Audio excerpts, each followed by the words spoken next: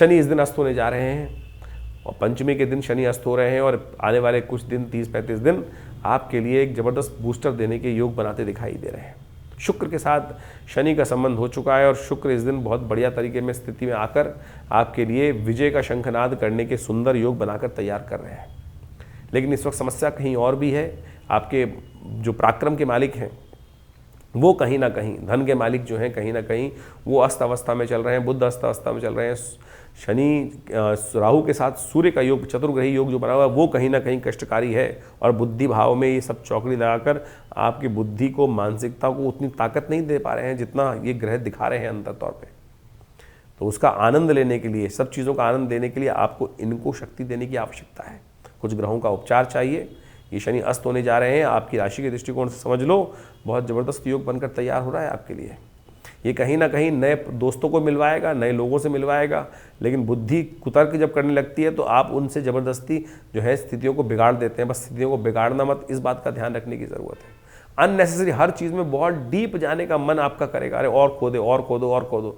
Superficially रहने तो चीज़ों को, स्थितियाँ दिखाई दे रही हैं, लाभ की हैं, और अननेसेसरी जो होता है कुतर्क जो है वो कहीं ना कहीं कष्ट में पहुंचा सकता है। और कारण है उसका मंगल का इस वक्त अस्त अवस्था में होना, बुध का इस वक्त अस्त अवस्था में होना, सूर्य का इस वक्त राहु के साथ जुड़ जाना।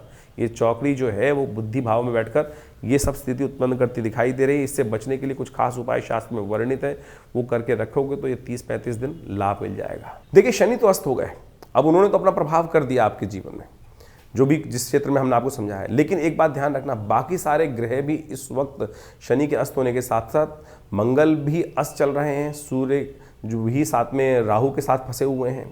और इस समय बड़ी विचित्र स्थिति ये बन रही है कि जहाँ शनि चल रहे हैं उनसे 12वें भाव में ये समस्त ग्रहों की चौकड़ी लगी हुई है।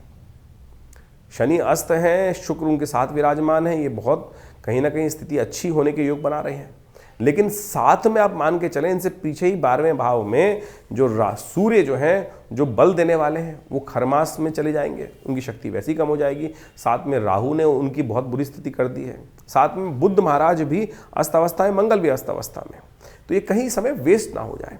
ऐसे में ग्रह उपचार, अब आप मान के चलें आपके शरीर में बहुत सारी चीज़ें अच्छी हो रही हैं लेकिन साथ में कुछ नेगेटिव प्रभाव भी चल रहा है, तो कैसे मल्टीविटामिन लेने हैं आपको। ये उपाय सही रूप से करें कि सही जगह सही चोट लगे, तभी जाके ठीक हो सकता है। तो ऐसे में सबसे पहला काम क्या करना पड़ेगा, आपको मंगल को ताकत देने का प्रयास करना पड़ेगा।